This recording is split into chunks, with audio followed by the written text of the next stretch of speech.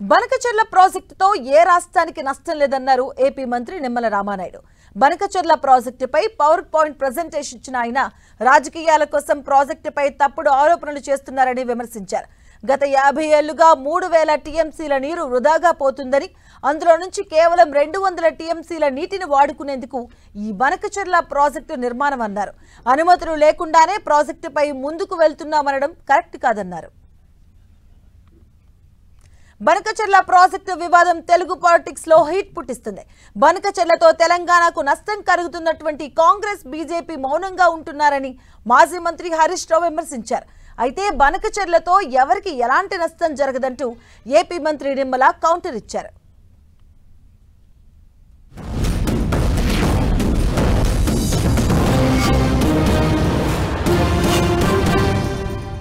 ఎక్కువ రాష్ట్రాలకు లాభమయ్యేటట్టు ఉండాలి.